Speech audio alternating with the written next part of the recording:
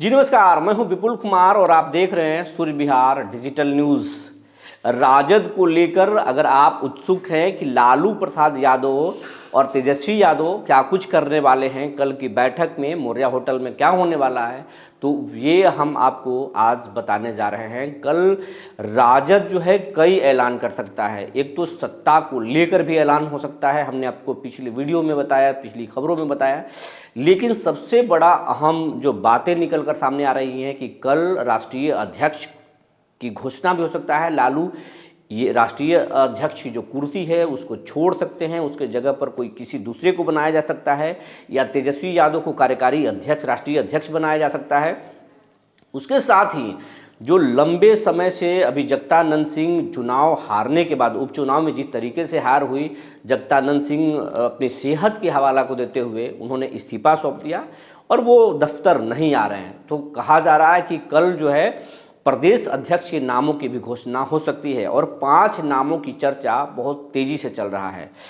और उसमें कहा जा रहा है कि लालू के जो करीबी हैं उनके कम नाम चल रहे हैं, तेजस्वी के करीबी ही कोई बन सकता है प्रदेश अध्यक्ष। तो जिन नामों की चर्चा चल रही है वो हम आपको बताने जा रहे हैं कि वो कौन से 5 नाम हैं जो जिनकी चर्चा सियासी गलियारों में खूब हो रही है कि वो बन सकते हैं प्रदेश अध्यक्ष। तो आपको बताते चले हम, आरजेडी में जो सबसे पहला नाम चल रहा है वो है इसराइल मंसूरी। ये हैं कांटी के विधायक हैं आरजेडी के, और ये तेजस्वी यादव और लालू प्रसाद यादव दोनों के करीबी माने जाते हैं। लेकिन अभी तेजस्वी के भरोसा इन्होंने सबसे ज़्यादा जीता है। तो इसराइल मंसूरी जो हैं वो पहला नाम उनका चल रहा है, ये बिहार राजद के प्रदेश अध्यक्ष हो सकते हैं। जो दूसरा नाम है वो दलित चेहरा हैं और तेजस्वी यादव के खासम खास माने जाते हैं। ये बोधगया के विधायक हैं कुमार सर्वजीत, और ये दलित चेहरा हैं, वो एक तरह से जीतन राम मांझी के काट हैं। दूसरा चिराग पासवान के जाति से आते हैं, और कुमार सर्वजीत जो है वो चिराग को डैमेज कंट्रोल कर सकते हैं। इस तरीके से राजद उनको बिल्डअप करना चाहेगी कि तेजस्वी चिराग और जीतन राम मांझी के विकल्प के रूप में आरजेडी उनको खड़ा करना चाहेगी। तो दूसरा नाम कुमार सर्वजीत का चल रहा है। तीसरा जो नाम है वो है आलोक मेहता। लेकिन आलोक मेहता पर हाल में ईडी का रेड हुआ है और ये पहले नाम चल रहा था, लेकिन अब आलोक मेहता पर ईडी का रेड चल रहा है। उन पर 100 करोड़ के घोटाले के आरोप लगे हैं, कोऑपरेटिव बैंक से जुड़ा मसला है। तो अब माना जा रहा है कि आलोक मेहता का नाम नहीं आएगा, लेकिन फिर भी लोग कह रहे हैं कि ये तेजस्वी के भी करीबी हैं और लालू प्रसाद यादव के भी करीबी हैं। जब मनोरमा देवी पर ईडी का रेड हुआ और ईडी के रेड के बावजूद जब उन्हें नीतीश कुमार एमएलसी के चुनाव में टिकट थमा सकते हैं और वो जीत सकती हैं, माफ़ कीजिएगा एमएलए बना सकते हैं, एनडीए उनको टिकट दे दिया और वो विधायक बन गई, तो फिर आलोक मेहता को प्रदेश अध्यक्ष क्यों आरजेडी नहीं बना सकता। तो तीसरा नाम जो है वो आलोक मेहता के हैं। चौथा जो नाम है वो है वैश्य से है और महिला है। तेजस्वी यादव अभी महिला को लेकर बहुत पॉजिटिव है, और इसके सबसे सबसे बड़ा कारण है कि नीतीश कुमार कि सबसे बड़ा अगर कोई वोट बैंक है तो महिला है। महिलाओं को देखते हुए ही नीतीश कुमार ने शराबबंदी बिहार में की थी, जीविका दीदी, तो महिलाओं को पुलिस में आरक्षण और लड़कियों की शिक्षा, चिकित्सा, ये तमाम चीज़ों पर नीतीश कुमार काम करते हैं। और महिलाओं का बहुत बड़ा वर्ग जो है नीतीश कुमार का बड़ा वोट बैंक है। अब नीतीश कुमार की इसी वोट बैंक पर तेजस्वी की नज़र है और तेजस्वी चाहते हैं कि उस वोट बैंक में सिंध लगाया जाए। तो इस बार वो माई बहन मान योजना भी तेजस्वी यादव लाए हैं, और अगर वो कह रहे हैं कि सत्ता में हम आएंगे तो हर महिलाओं के खाते में 2500 रुपये देंगे, और उस योजना पर तेजस्वी को बहुत भरोसा है। तो महिलाओं को अपने पाले में करने के लिए जो रितु जायसवाल हैं, वैश्य चेहरा हैं, और लवली आनंद के खिलाफ में इन्होंने चुनाव लड़ा था लेकिन ये चुनाव हार गई थी। तो रितु जायसवाल का भी नामों का चर्चा है कि ये भी प्रदेश अध्यक्ष आरजेडी की बन सकती हैं। पांचवा जो नाम है ये है शिवचंद्र राम। ये हाजीपुर से चुनाव लड़ते हैं और लालू के खासम खास माने जाते हैं। कहा जा रहा कि ये दलित चेहरा हैं और दलितों में इनकी अच्छी पकड़ है।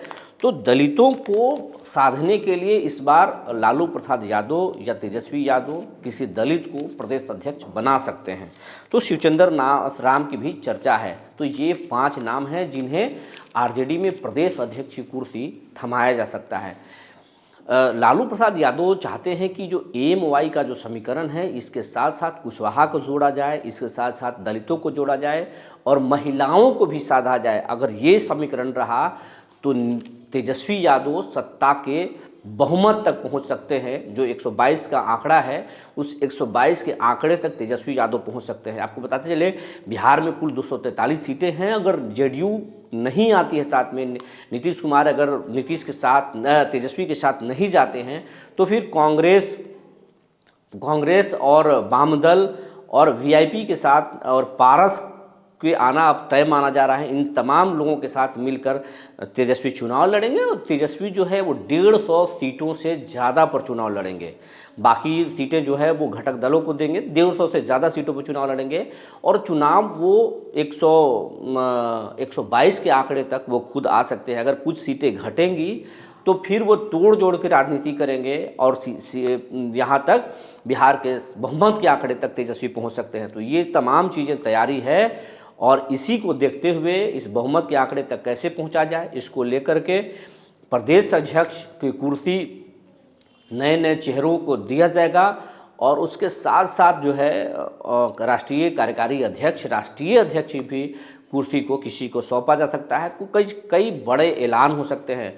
वहीं सवर्णों को लेकर के क्या तैयारी है ये भी देखने वाली बात होगी, लेकिन बहुत कम चांस है कि सवर्णों को बहुत तवज्जो दिया जाए, क्योंकि A to Z की बात जो है, A to Z की बात तेजस्वी यादव जो जरूर करते हैं, लेकिन लालू यादव का जो करीबी लोग हैं, लालू यादव की जो टीम है, उनका मानना है कि A to Z की सबसे बड़ी पार्टी बीजेपी है और लोग A to Z के लोग बीजेपी के साथ जाएंगे। अगर उनके साथ नहीं गए तो नीतीश के साथ जाएंगे, लेकिन लालू के साथ आरजेडी के साथ नहीं जाएंगे, इसकी बहुत कम उम्मीद है।